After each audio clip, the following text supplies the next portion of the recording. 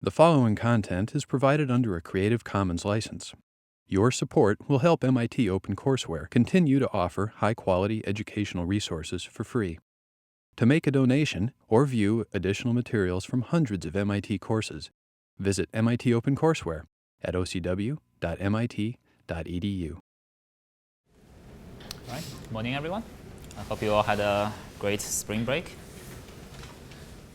and during which I hope you can have more of 6.046.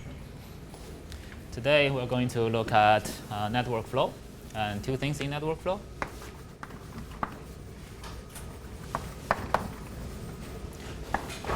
The first one is Edmonds-Karp algorithm. And after that, we're going to look at two applications. And in particular, they are called Bipartite matching and cover. Okay, so we'll start with a simpler algorithm, which is Ford-Fulkerson.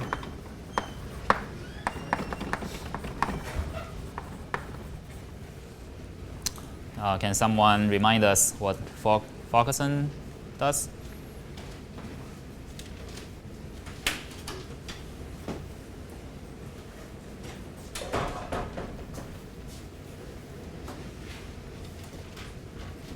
Go ahead. Every time you have an augmenting path, it gets rid of it. It gets rid of it? Yep. What's your name, by the way? Misha. Okay, so, well, Misha gave a very brief description, but let's be a bit more detailed. So we have a graph network flow, G, and the first thing it's going to do is that given the flow, it will transform G from a residue graph. Right, everyone remembers that? Then FF algorithm will find a path going from source to sink in this residue graph, and then augment this path. Augmenting just means increasing the flow on that path. By how much? Go ahead. Yeah, the minimum edge on the path. Let me just define that to be the capacity of the path, which is the capacity of the weakest link. Okay, then what's the last step we're missing here?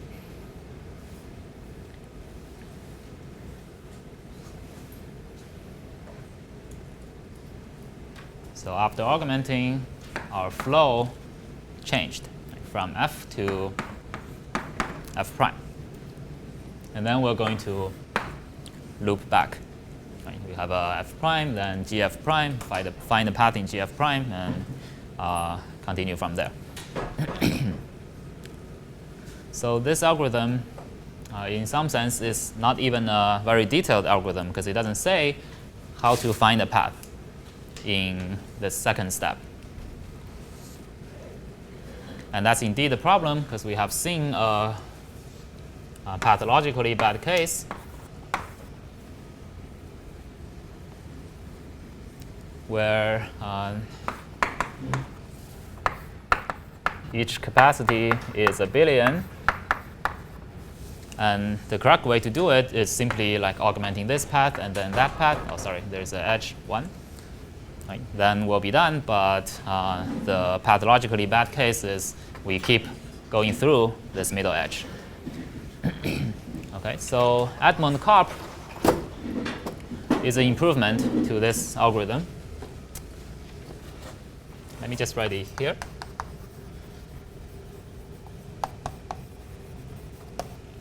Its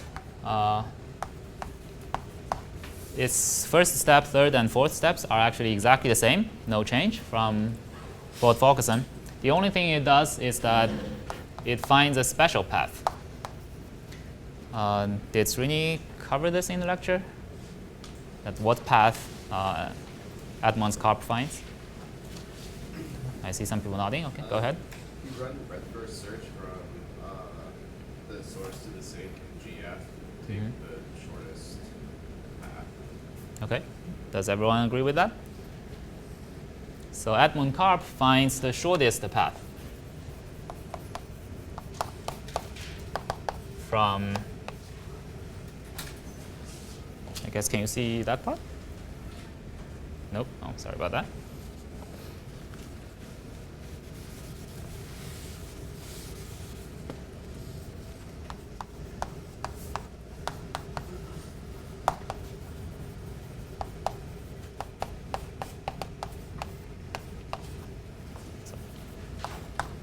Find the shortest path.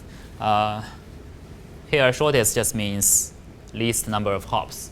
Here, in this pathologically bad example, Edmonds-Karp will do much better because it will find this path instead of this weird path, right? Because that path is distance is 2, and the one going across the middle is 3. Okay, now we are going to prove that this algorithm runs in order VE square. So okay, so one step back, do we have to prove that it's correct? That it indeed finds the maximum flow.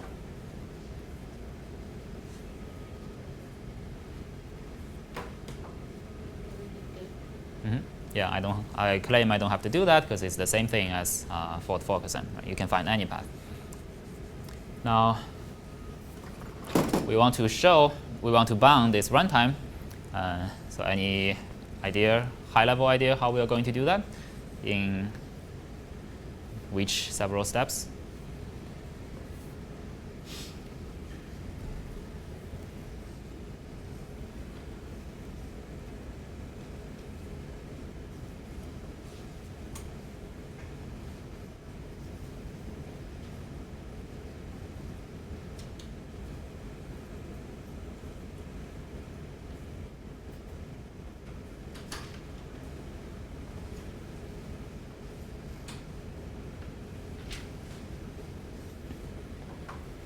Okay, so okay, a simpler question: what's the complexity of this second step? Find the shortest path from source to sink.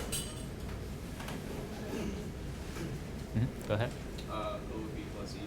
OV plus E, and in this case, actually, V is always less than E, right? So I can simply say O of E. Now, how long does it take to augment that path if we have found it? O of E. That's correct. But I claim we can also say it's O of V, right? Because the shortest path at most has V hops. And then from F to F prime, okay, so I think in some sense these two are the same steps, and also of V, and then updating the residue graph is also of V. So one of these iteration, each iteration takes how long? O of E, right? This is the most expensive step in one iteration. Okay, so what else do we have to do to prove this bound? We need to show that the number of iterations is O of V times E. Right? If we can show that,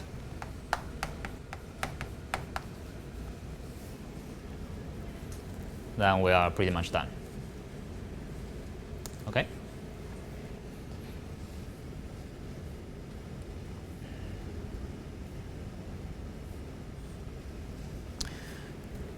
Okay, now to prove that bound, we first need a lemma, which we call monotonic.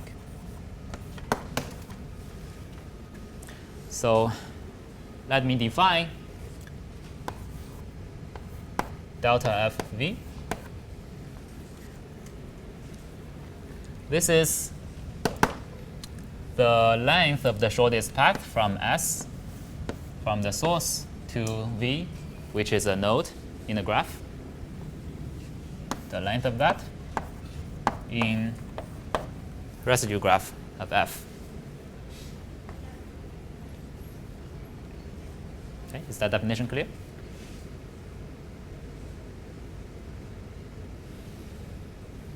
And this lemma says delta FV for any vertex V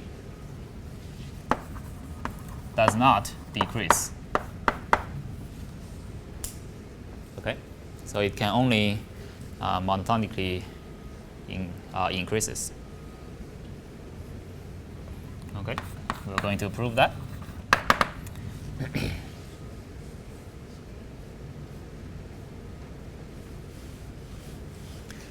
So we'll prove by contradiction. Assume this is not the case. That means there is some V that in F prime, which is the new residue graph, its shortest path from the source in the new residue graph is less than the old one. Right? That's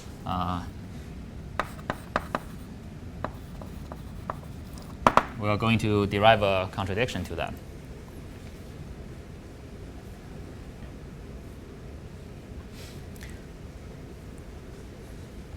But so there may be many such vertices that drop.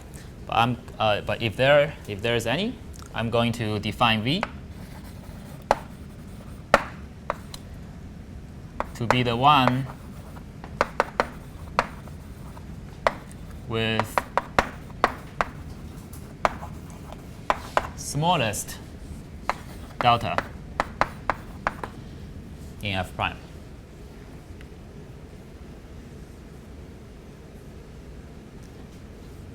Okay, any questions about this step?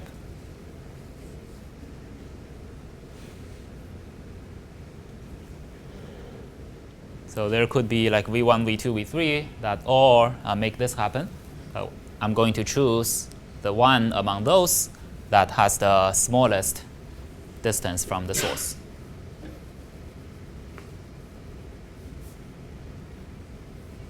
Okay. Now here is my source. We have a path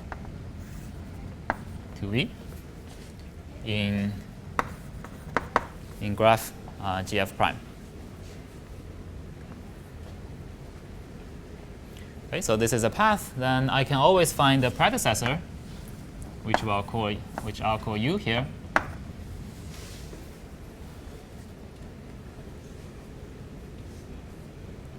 Okay, if this is the shortest path to V, what can I say about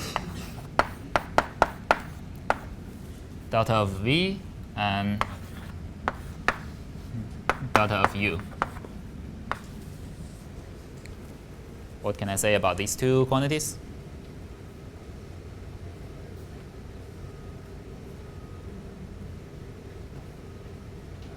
Can we decrease? Mm-hmm. Can we decrease one of them? This one is greater than that? One of them must be. One of them is greater than the other?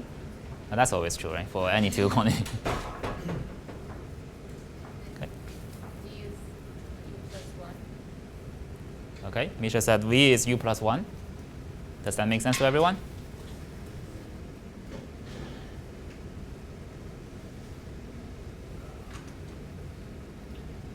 Because that's the shortest path to V. It goes through U.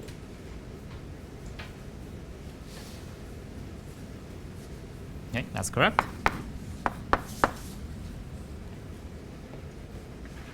So, okay, maybe I wasn't clear about that. I defined U to be V's predecessor on the shortest path. Okay. Then definitely delta F prime of V is delta F prime U plus 1. Okay. Now I'll use U to be my stepstone back to the original graph f. Right? I want to say something about this quantity and delta u in graph f. What can I say about that?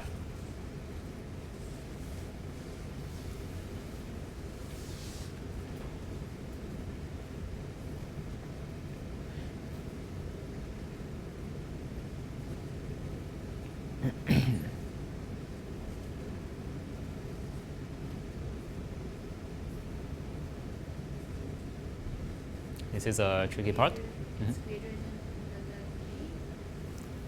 V. This one is greater than that? Or the entire thing is greater than that? Okay, I'm going to claim this one is greater than delta fu plus 1, by which I'm claiming this quantity is larger than that. Can anyone give a reason why I can claim that?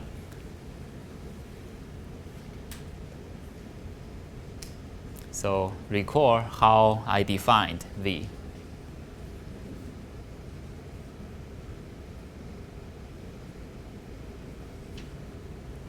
Can you repeat how you define V?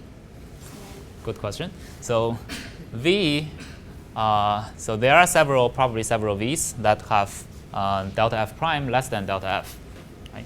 I'm going to define V to be the one with smallest delta f, okay, among all those nodes that have a drop in delta f in delta. Okay, this is probably a tricky part. Then by definition, since delta fu is less than delta f v, right? And I defined v to be the one with the smallest delta that satisfies that. So all the u's, so u is a predecessor of v, so u shouldn't be one of those nodes that have a drop in delta. Okay? So I know this is probably a tricky part, and yeah, I'll stop for questions, and yeah, make sure we resolve this part before we move on.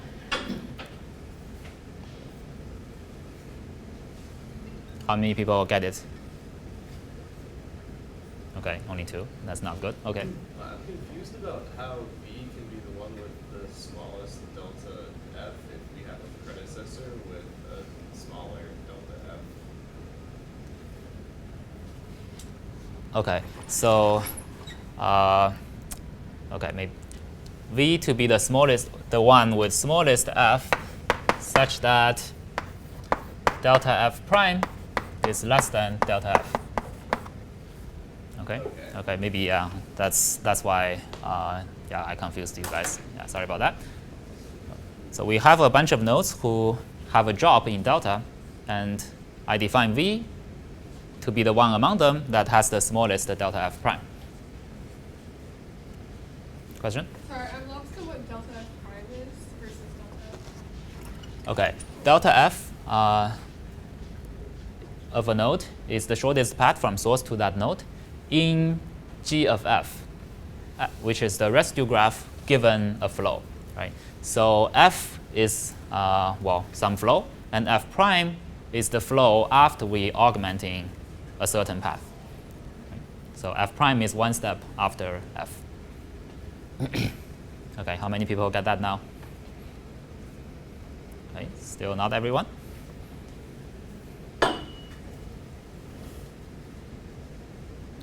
Any questions about that? How many people still haven't got that? Okay, so some people, it's like Schrodinger's cat. It's in the middle state.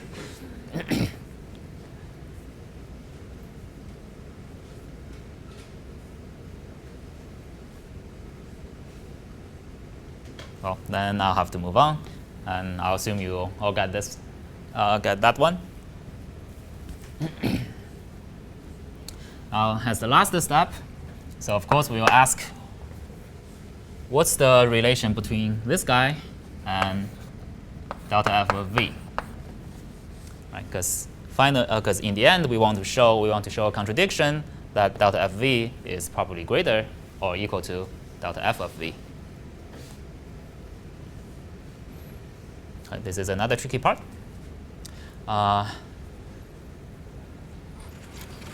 So let me ask maybe a simpler question now. So that is our g of f prime. So we also have g of f. Right? It has the source, some u here, v there, sink there. Does this edge exist in this graph? So I know that edge exists because I defined u to be the predecessor of v. Right? But uv is in that graph doesn't necessarily mean uv is in the old graph. So it could certainly exist, but is it possible that this edge didn't exist? How many people would say that edge definitely exists? How many people would say maybe it doesn't exist?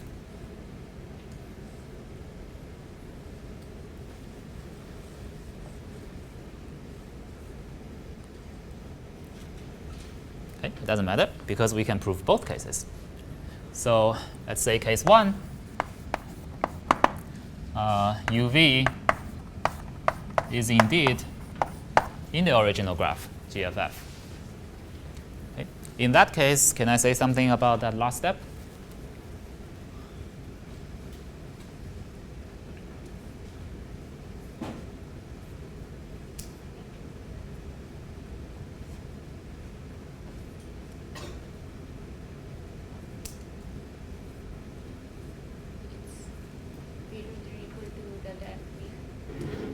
Greater or equal to delta v. Okay, why is that? Because v was on the shortest path. Yeah, so the shortest path either passed through. Yeah, the shortest path from v either passed through u or didn't. Correct. Does everyone get that? So the shortest path in this graph to v is not necessarily this one, right? But if it's some other one, okay, so in case 1, I'm assuming this edge exists, right? Then no matter what the shortest path is, it's definitely shorter than I first go from S to U and then U to V, right? The shortest path between S to V is definitely shorter than I first go from S to U and then U to V. Make sense? Okay, so case 1, done. It's a contradiction because we showed that delta f prime of v is greater or equal to delta f of v. Any questions about that?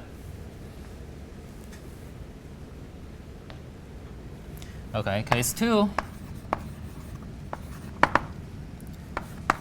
uv is not in GF. Okay, so how can that even happen? Is it possible that this edge didn't exist? It could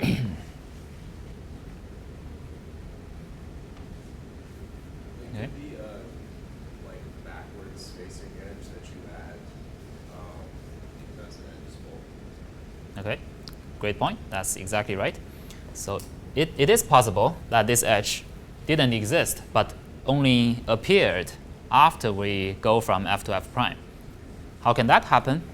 That must mean we are augmenting a path that goes right through it, right? But this edge doesn't exist, so we cannot be augmenting a path that crosses this way. We must be augmenting a path that goes like that. Right? First from S to V, and then V to U, and then U to T. If we are augmenting such a path, then we're going to remove this edge from V to U, but we will add U to V to the next graph. Okay.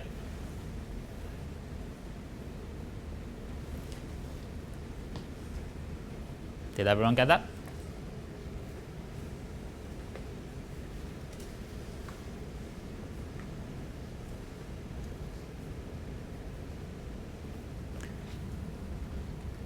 So now here, more formally, I'm going to claim if we assume UV is not in GFF, and we also know UV is in GF prime. What does that mean? These two can only be caused by the fact that UV is in GFF, GFF. Not only in that graph, it must be on the path we are augmenting.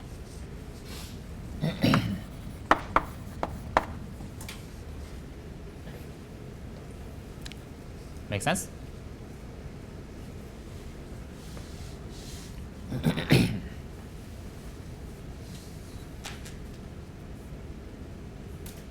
Okay, so given that, can we say something about delta f of u and delta f of v?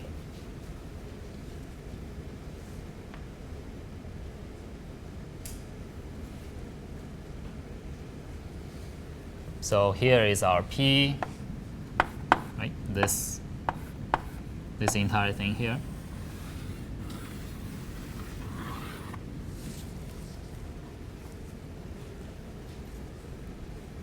And p is the augmenting path. U is delta P plus 1.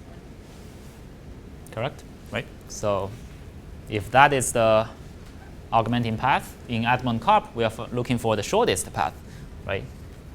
So v is the predecessor of u, then delta of u is delta of v plus 1. That means that quantity here is delta f of v plus 2. Okay?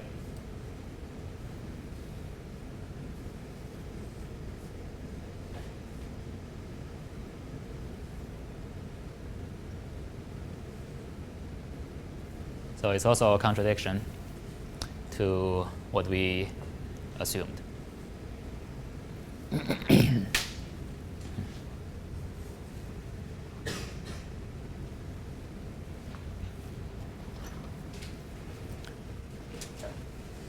Okay, so that proves our lemma of every node's delta monotonically increases.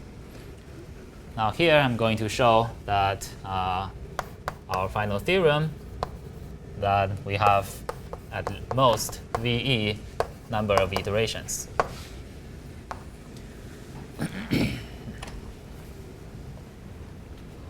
So the way we're going to show that is we are going to define a capacity of the path. It must be the capacity of its weakest link. We are going to define its weakest link is UV.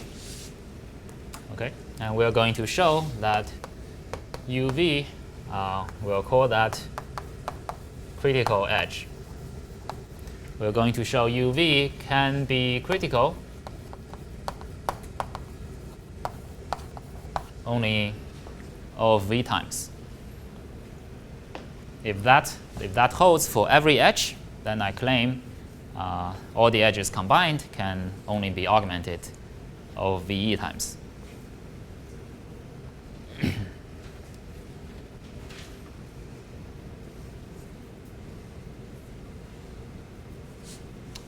Now, how do we show that? So again, let's assume we are augmenting a path from that goes through U to V. If we do that, by our algorithm, we will get rid of this path, right, and have an edge backwards when we go from f to some other f prime. Now, when can I augment UV again? It can only happen if at some point I come back to augment the path going from V to U, right? And because that will eliminate this back edge and adds back our edge UV. Okay, let's see what happens there. Now I'll call this graph F, this graph F prime.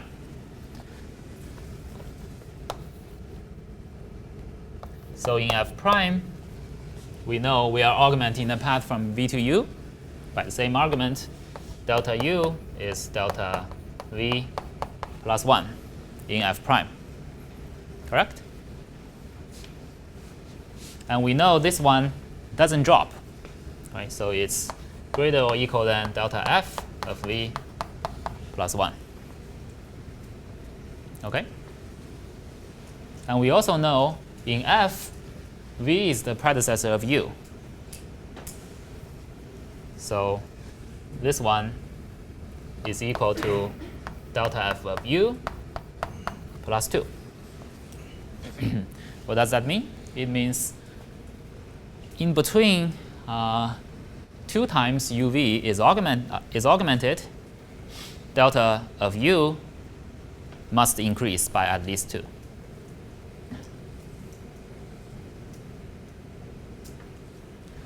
Then how large can delta of a certain node possibly be? It's definitely bounded by of V, right? Bounded by V. So then I claim this particular edge UV can only be critical edge of V times, actually half of V times, strictly. So then every edge combined, there can only be half of V times E number of augmentation.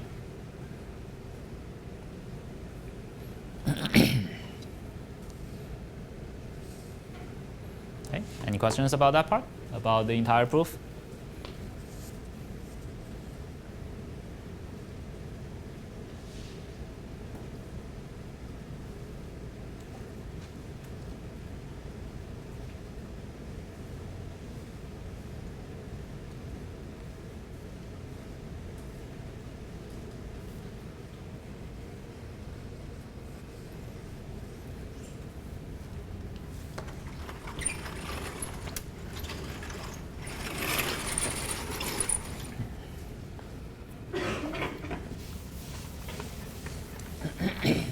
If not, we'll move on.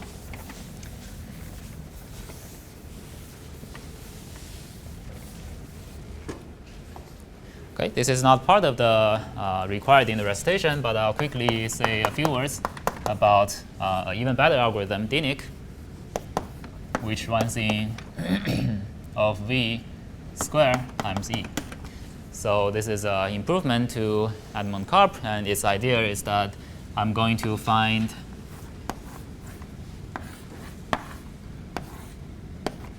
all the shortest path in one go from S to T. Okay, I'm going to augment all of them at the same time. Then, because they are all shortest path, when I augment that, each path will be broken. Right? Maybe I'll get rid of this edge, and that edge. And the thesis is that the shortest path will increase. Right? So here, the shortest path is 3, but I have destroyed all the shortest path of length 3, so I'm going to shortest path of 4. If they do that, you can bound the number of iterations to O of V, because your shortest path can be at most V. But each iteration is slightly more complicated because you need to find all the shortest path, and it happens that they can show you can find it in V times E. That gives the V square V. Okay, that's not the important part. And the more interesting part is that actually the author of this algorithm, his name is Dinic. But his algorithm is very hard to understand that, well, nobody yeah, nobody got that. And there is some other guy whose name is, I think is Ivan. He understood the problem and started advertising to people and giving lectures on Dinic's algorithm. So he popularized the algorithm, but unfortunately he got the name of the author wrong. And so that's why this algorithm is henceforth called Dinic's algorithm. This is useful to know. Why? Because you can tell this story to other people, so they will assume that you know a lot about Dinic's algorithm. Well, in fact, you probably don't, and that's exactly what I'm doing here. OK. Now let's look at one application.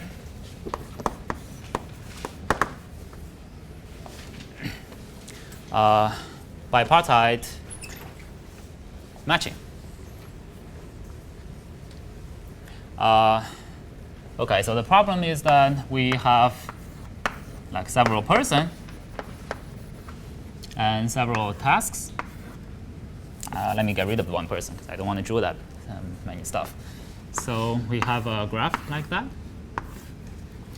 And each edge, if there's an edge, that means this person is capable of performing that task. And the problem is that find the matching, which means the assignment from people to tasks, such that we get as many tasks done as possible. Okay, so one person can only do one task, and one task only needs one person. So here you can see a bad matching, which is I assign this first guy to task 1, then no one can do task 2. Right?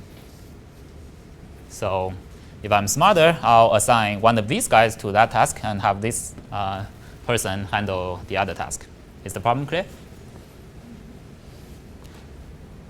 So this is called bipartite graph because, well, which means you can partition a graph into 2 parts. And within each part, there is no edge connecting any pair of vertices. And you can also define this problem for a general graph. The goal is the same, that find a subset of edges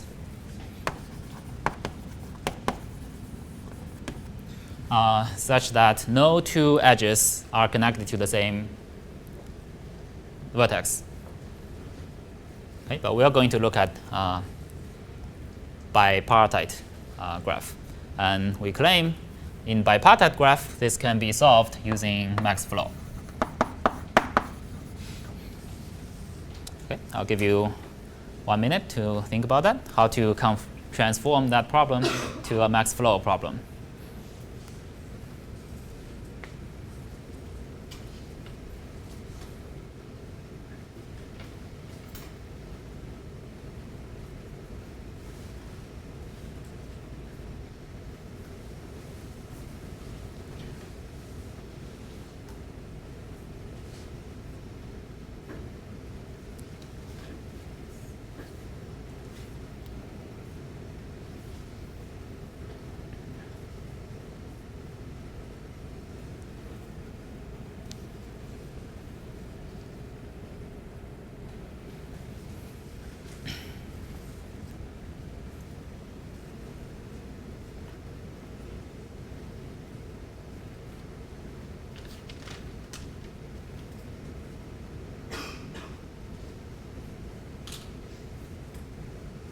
Any ideas?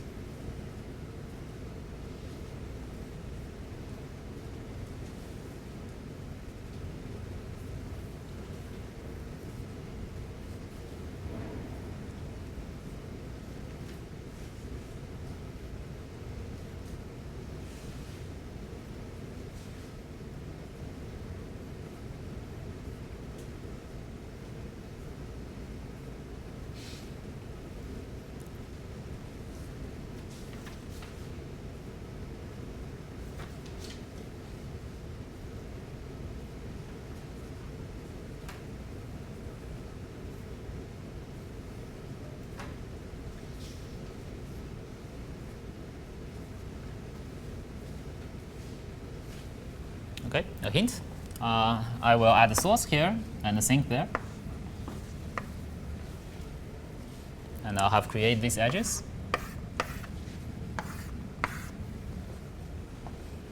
Okay, how do I restrict the capacity of all the edges such that I can guarantee no person is taking 2 tasks and no task is assigned to 2 people?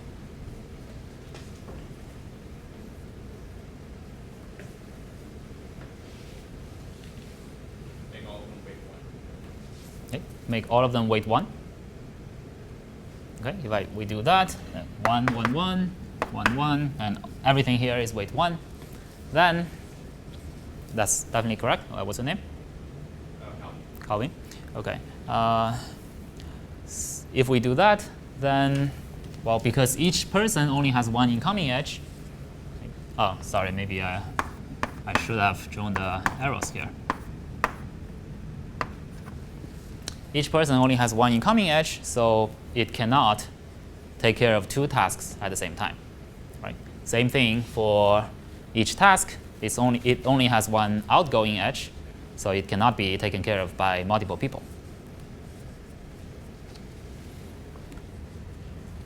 Okay, so if the max flow is k, that means we can find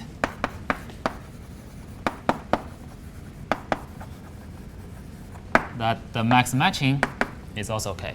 And we can get k tasks done. It's very easy to see because we can have a cut here. And if the max flow is k, that clearly k tasks are taken care of.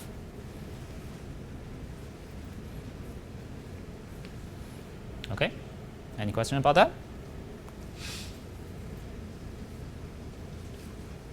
So the question is, can we do all these simultaneously? Find an assignment from people to task to get as many tasks done as possible. So how many tasks can we handle? Okay, so I'm doing a different topic from the recitation note.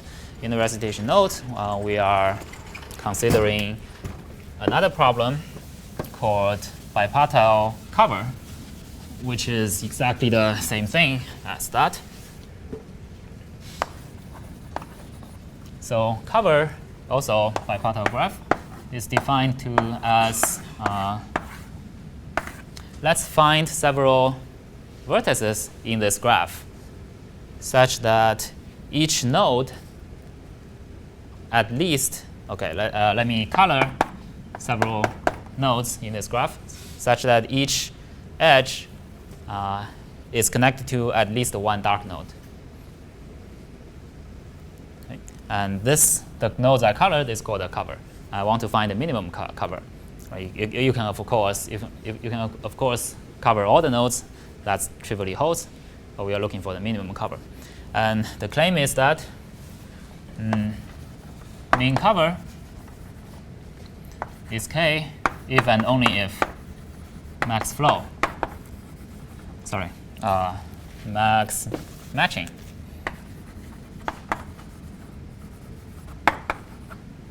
is k.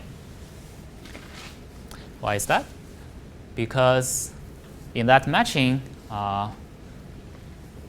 if we have a matching, then we have a set of disjoint edges, right? No 2 edges are connecting to the same node. So if we want to cover these edges, we at least have to add one of these guys, right? Color one of these 2 and one of these 2, right? So if we have k matching edges, then we at least need k nodes to cover them. For example, I can cover them like that.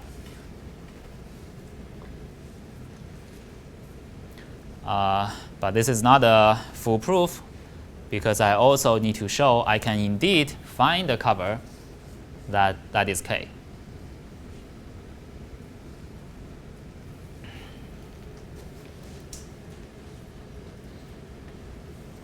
Okay, let me think about whether I should prove that.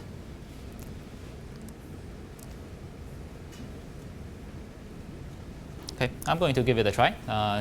If you don't get that, that's fine.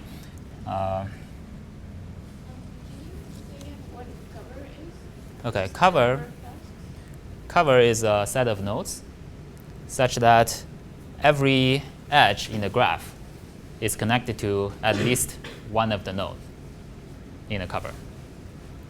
Okay, so this is not a cover because this edge is not covered.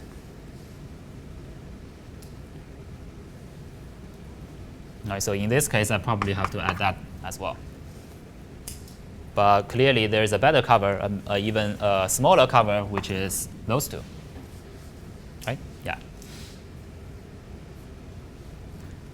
So how are we going to transform that matching to cover? So let me first give a matching here. One max matching should be something like this. I have this edge and one of those two. That is a matching, right? That is a max matching.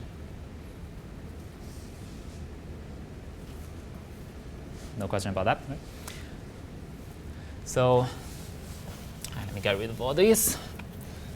One way to transform this into a cover is that I will first color these two guys.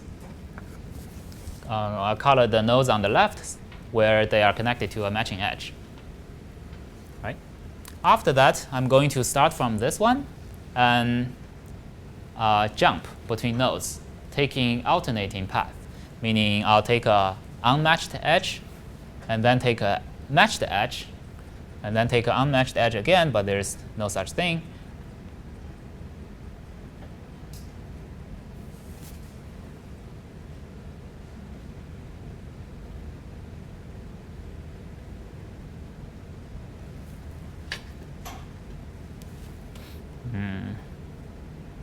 Okay, and if I take this jump, I will swap them, make that dark.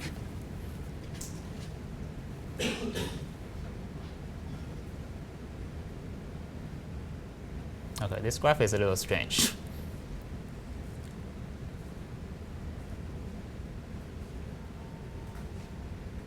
Okay. Now I claim this is a cover. Is that? Yeah, that is one, right? And if there is another like unmatched edge going out, then I'll keep taking that alternating path. But I have to stop because there's no such edge anymore. How can I say? Why can I prove? Why can I claim this is a cover? So clearly, this is if this is a cover, then it's a cover of size k, right? So we have proved the entire thing. Then we are going to consider several things separately.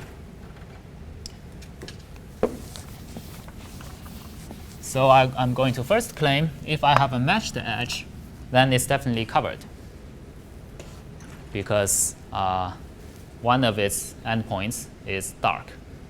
Right? We only do a switching between dark and white if it is indeed if it's a matched edge itself. Right? So I only need to show that this thing doesn't happen. There is an edge that's unmatched, and two of its endpoints are both white. Okay, I'm going to first claim this node cannot have a matched edge. Because if it does, then this is alternating path, and I'm going to switch these two. Okay, makes sense? Okay, so this doesn't exist. So it can only have unmatched edge. Now, what can I say about this node? I claim this node needs at least one matched edge. Because if it doesn't, right, then I should add this guy into my matching. Right? It doesn't violate any constraint. Right? I didn't add that because there is probably a matched edge connecting to this guy. Then I'm going to, so then this guy has to be dark because this one is not. Right? Then how did this one become dark? It must come from some other guy on the left. Right? So there is an alternating path going back and forth.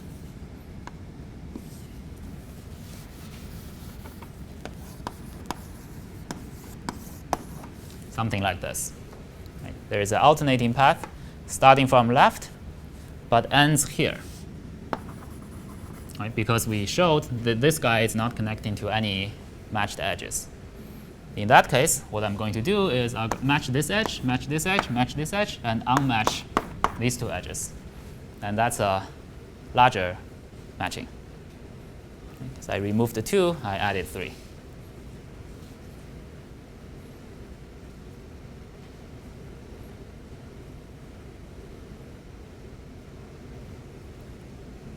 So that means max matching of K leads to minimum cover of K as well, which also means max flow of K in our network flow. Okay? So this part, this equivalence is not required. And you should know this proof, the proof of Edmonds-Karp, and know that matching and cover can be solved by network flow, and that Dinic's name is spelled not as Dinic. Okay, that's everything for today.